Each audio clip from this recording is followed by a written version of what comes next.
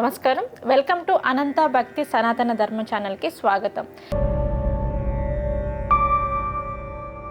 మనిషి పుట్టినప్పటి నుంచి చచ్చేంత వరకు ఎన్నో ప్రాబ్లమ్స్ వస్తూనే ఉంటాయి. సో ఆ ప్రాబ్లమ్స్ని మనం దిగమింగుకొని ఎలా స్ట్రాంగ్గా నిలబడాలి, ఆ ప్రాబ్లమ్స్ నుంచి మనం ఎలా బయటపడాలి అనే వాటన్నిటి గురించి చెప్పడానికి ఈరోజు మనతో పాటు ఉన్నారు ప్రముఖ ఆస్ట్రాలజర్ అవినాష్ దాస్ గారు. మరి గురువు గారితో మాట్లాడి మనిషి తన యొక్క జీవన విధానాన్ని ఏ విధంగా మనుగడ చేసుకోవాలనే వాటన్నిటి గురించి అయితే ఒక్కసారి అడిగి తెలుసుకుందాం. నమస్కారం గురువుగారు. నమస్కారం అండి. ఓం నమ శివాయ, ఓం నమో వెంకటేశాయ. గురుగారు, నేను డైరెక్ట్గా క్వశ్చన్ అడిగిస్తున్నాను. పాపాలు పోవాలి అంటే ఏం చేయాలి? చాలా మందికి ఇది ఇలా ఉండిపోతుంది. చాలా సింపుల్. యాక్చువల్గా పాపాలు పోవాలంటే సారీ చెప్పాలి. నేను జోక్ చేయడం లేదు, ఎక్స్ప్లెయిన్ చేస్తాను మీకు, వినండి. ఓకే. పాపం అనేది ఎందుకు తగులుతుంది? ఎవరికి సారీ చెప్పాలంటారు? అదే చెప్తున్నా. పాపం అనేది ఎలా తగులుతుంది? మనం ఎవరికైనా అన్యాయం చేస్తే పాపం తగులుతుంది. అవును. వీడు ఏం చేస్తాడంటే ముందు పేచీ పడతాడు, తర్వాత వాడిని కొడతాడు, తర్వాత వీళ్ళు విడిపోతారు. లేకపోతే వ్యాపారంలో మోసం చేస్తాడు, విడిపోతారు. తర్వాత వీడి దారి వీడిది, వాడి దారి వాడిది. ఒక 5 ఏళ్ళు అయిపోతే, 5 years 10 years అయిపోతుంది, కలవరు. 10 years తర్వాత ప్రాబ్లం స్టార్ట్ అవుతుంది.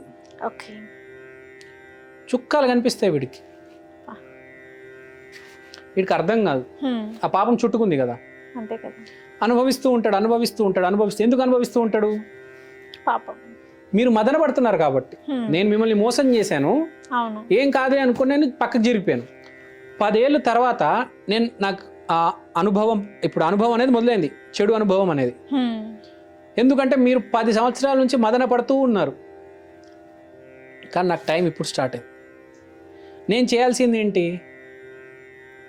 మిమ్మల్ని ఫస్ట్ సైలెంట్ చేయాలి, మీకు సారీ చెప్పాలి. మీకు డబ్బులు ఇచ్చిస్తే అయిపోయింది కదా.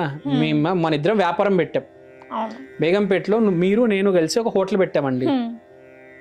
నేను 1 కోటి రూపాయలు, మీరు 1 కోటి రూపాయలు పెట్టారు, హోటల్ పెట్టాం. మీరేదో బయట వేరే ఊర్లో ఉన్నప్పుడు ఆ హోటల్ అమ్మేశాను నేను. 2 కోట్ల హోటల్ 10 కోట్లకు అమ్మేశాను. మీకు మీ డబ్బులు ఇవ్వలేదు. నేను ఆ 10 కోట్లు తీసుకొని దుబాయ్కి పారిపోయాను. 10 ఏళ్ళైంది. ఇప్పుడు నాకు బ్యాడ్ టైం స్టార్ట్ అయింది. నేను ఇప్పుడు చేయాల్సింది ఏంటి? ఫస్ట్ మీ ఇంటికి రావాలి, మీ ఇంటికి వచ్చి సారీ చెప్పాలి, మీ కాలు పట్టుకోవాలి, ఏడవాలి. తర్వాత మీ 1 కోటి రూపాయలు మీకు ఇచ్చేయాలి. అవునా కదా? ప్రాయశ్చితం చేసుకోవాలి. చాలా మంచి వర్డ్ వాడారు, ప్రాయశ్చితం. రిడెంప్షన్ సినిమా కూడా ఉంది, రిడెంప్షన్ అని. సో ఇప్పుడు తప్పు చేస్తే ప్రాయశ్చితం ఉంటుంది కదా, ఖచ్చితంగా గ్యారంటీ ఉంటుంది. భూమి మీద ఎవరికైనా ఉంటుంది, ప్రతిదానికి ప్రాయశ్చిత్తం అనేది ఒకటి ఉంటుంది. సో ఇప్పుడు నేను జనాలు ఏం చేస్తారంటే ఏడుస్తూ ఉంటారు, వాడికి అర్థం కూడా కాదు. దీనికి చాలా సింపుల్.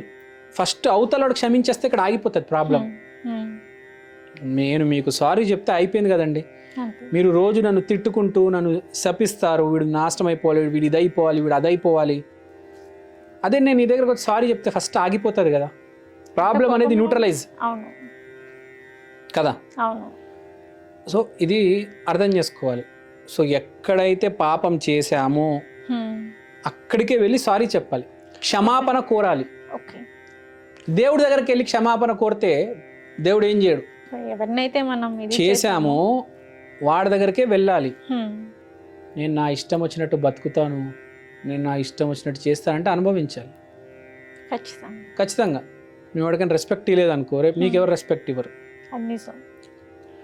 ఫేస్ మీద మీరు నన్ను తిట్టొచ్చు, కానీ నన్ను రేపు ఇంకోటి తిడతాడు కదా, తిరిగి తగులుతుంది. కానీ చాలా సింపుల్ రెమెడీ, కానీ జనాలకు అర్థం కాదు. జనాలు ఏం చేస్తారంటే అనుభవిస్తూనే ఉంటారు, అది మదన పడుతూనే ఉంటారు. వాడికి అన్నీ తెలుసు, కానీ వాడికి నామోషి అనమాట. నేను వెళ్ళి సారీ చెప్తే చిన్నోడిని అయిపోతానని ఇక్కడ అనుభవిస్తూ ఉంటాడు. దరిద్రం తగులుతూ రోజు దరిద్రం అనుభవిస్తాడు, కానీ వాడికి వెళ్ళి సారీ చెప్పడు. సారీతో ఎంత కోపంలో ఉన్న పర్సన్ అయినా కానీ కూల్ అయిపోతాడు. ఒక్కసారి చెప్పడానికి ఏడుస్తారండి, ఒకసారి క్షమించండి అని, అది చెప్పడానికి ఏడుస్తారు. ఏమైనా అయిపోయింది నేను చెప్పను అంటాడు. అక్కడ ఫ్యామిలీలో యాక్సిడెంట్లు అవుతాయి, కోట్ల రూపాయలు మునిగిపోతాయి. ఆ ఒక్క పదం సారీ అనేది వాడు చెప్పడు, క్షమాపణ కోరడు. సారీ అనే పదం చాలా వాల్యుబుల్ పదం అనేసి అంటారు కదా. అవును, దమ్ముండాలి చెప్పాలంటే. ఒకడిని కొట్టాలంటే చాలా ఈజీ, ఒకడికి వెళ్ళి సారీ చెప్పాలంటే నిజంగా దమ్ము ధైర్యం ఉండాలి. సో చేసిన తప్పును కూడా యాక్సెప్ట్ చేసే ధైర్యం ఉండాలి. ఎవరైనా ఒప్పుకుంటారా ఈ రోజుల్లో? అస్సలు ఒప్పుకోరు. ఎన్ని తప్పులు చేసినా నేనే కరెక్ట్ అంటాడు. అంతే, ఇంకొక తప్పు చేయడానికి రెడీగా ఉంటారులే తప్పించి చేసిన తప్పును ఒప్పుకొని సారీ మాత్రం చెప్పడు, అస్సలు చెప్పడు. గురువుగారు మీరు ఆల్రెడీ చెప్పారు లైక్ ఒకరిని మోసం చేసి ఇట్లా కొంతమంది పాపాలు అనుభవిస్తూ ఉంటారు అని చెప్పేసి, ఇంకొంతమంది ఏంటంటే ఏం చేయకుండానే పూర్వజన్మ కర్మఫలం అని చెప్పేసి ఇలాంటి పాపాలు కూడా అనుభవిస్తూ ఉంటారు. కొంతమంది ఆ కర్మఫలం కూడా లేకుండా మానవ జీవితంలోనే ఉండేసి ఈ పాపాలు అనేవి అనుభవిస్తూ ఉంటారు కదా. మరి ఇలాంటి వ్యక్తులు ఇలా రకరకాలుగా అనుభవిస్తున్న వాళ్ళు ఏం చేస్తే బాగుంటుందంటే? చాలా సింపుల్ అండి. మీకు ఆర్థికంగా ఇబ్బంది ఉందనుకోండి, ఓకే, ఈసారి ఏం చేయలేదు, మీరు నిజాయితీగా ఉన్నారు, ఏం చేయలేదు, కానీ పోయిన జన్మది ఇక్కడ దాకా వస్తుంది కదా. ఓకే, సో మీరు ఎవరికి చేశారో తెలీదు. సో ఫస్ట్ ఏం చేయాల్సి, ఆర్థికంగా ఇబ్బంది ఉందంటే లక్ష్మీదేవి దగ్గరికి వెళ్ళిపోతే, నాకు ఆర్థికంగా ఇబ్బంది ఉంది కాబట్టి నేను ఏదో ఆర్థిక మోసం చేశాను, నన్ను క్షమించు తల్లి, నేను ఎవరికైతే మోసం చేశానో నాకు క్షమాపణ అందించు, వాళ్ళు బాగుండాలి అని నేను కోరుకుంటున్నాను, నేను వాళ్ళని ఎలా అయినా కలవాలి, మేమిద్దరం కలిసి నా వల్ల అతను బాగుపడాలి అని కోరుకుంటే మనకు ఆ మనిషి ఎదురవుతాడు. అప్పుడు మనం వాడితో కలిసి ఏదైనా చేయొచ్చు. అంటే వాడు మంచి కోరాలి, ఓకే, చెడు కాకుండా మంచి వాడు మంచి కోరాలి. ఫస్ట్ అండర్స్టాండింగ్, నేను ఎవరికి ఏదో చేశాను కాబట్టి ఇబ్బంది వచ్చింది, కాబట్టి వాడు నాకు కలిస్తే బాగుంటుంది కదా. అప్పుడు ఒక మనిషి వస్తాడు, కలుస్తాడు, వాడు వచ్చి వాడు కావాల్సింది తీసుకెళ్ళిపోతాడు, లేకపోతే మీరిద్దరు కలిసి డెవలప్ అవడం అనేది జరుగుతుంది. ఓకే, ఏదో ఒక మంచి అయితే జరుగుతుంది, ఏదో ఒక మంచి చేయాలి. ఇప్పుడు చెడుని మంచితోనే కదా మనం కౌంటర్ చేయగలము, వాటర్ని ఫైర్తోనే కదా ఆఫ్ చేయవచ్చు. సో మనం ఫస్ట్ క్షమాపణ చెప్పాలి, లక్ష్మీదేవికి వెళ్ళి క్షమాపణ చెప్పి ఆ మనిషి నాకు ఎదురవ్వాలి అని కోరుకోవాలి. ముందు క్షమాపణ చెప్పాలి, సారీ అనేది. మనిషి లేడను, మనిషి ఉంటే మనిషికి, మనిషి లేకపోతే లక్ష్మీదేవ లక్ష్మీ అమ్మవారికి. సో ఫస్ట్ మీరు ప్రాయశ్చితం చేయడానికి రెడీగా ఉండాలి. అమ్మవారికి చెప్పలేను, ఏదైనా చేయడానికి రెడీగా ఉన్నాను, నాకు ఒక్క అవకాశం ఇవ్వండి అని. అంతే. మీరు అసలు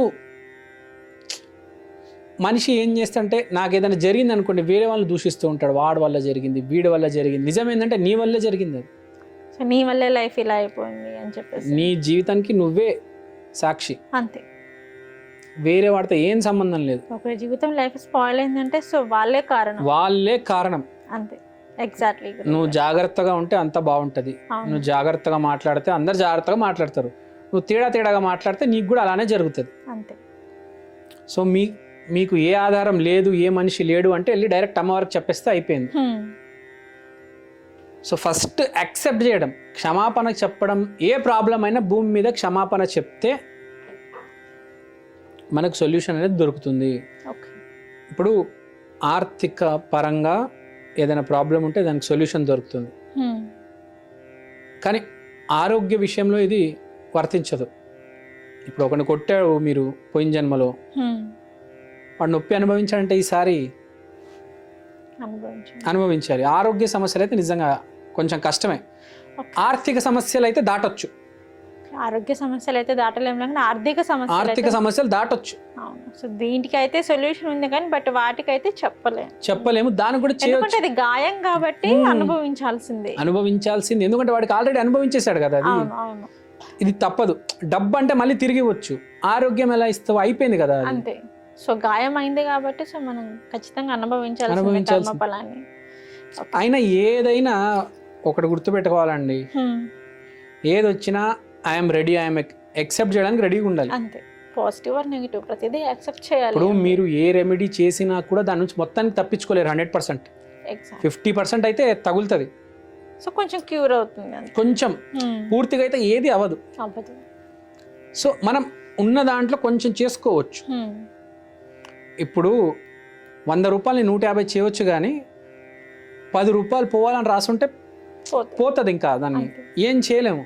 ఇలా అవ్వాలి అని రాసి పెట్టున్నప్పుడు ఎవరు మాత్రం ఏం చేయాలి, జరగాల్సింది యాక్సెప్ట్ చేయాలి. ఇప్పుడు మన చేతిలో ఏమీ లేదండి, బేసిక్గా నేను ఇది చేసేస్తా అది చేసేస్తా ఏం లేదు మన చేతిలో, ఫ్రాంక్గా చెప్తున్నా. రేపు ఉంది, అవును, రేపు మన చేతిలో ఉంది. ఇవాళ లేదు, అయిపోయింది. ప్రజెంట్ మనం ఏం చేయలేము, నిన్న చేసాము. ఇవాళ బాగుంటే ఫ్యూచర్ బాగుంటుంది, అంతే. అది. ఓకే గురువుగారు, పాపాలు పోవాలి అంటే ఏం చేయాలి, అలాగే రకరకాలుగా సందేహాలు అయితే మాకు ఎన్నో ఉన్నాయి. సో మాకున్న సందేహాలన్నిటిని అయితే మీరు చాలా చక్కగా అర్థమయ్యే రీతిలోని క్లియర్ కట్గా షార్ట్ కట్లో చెప్పారు. నమస్కారం గురు. నమస్కారం.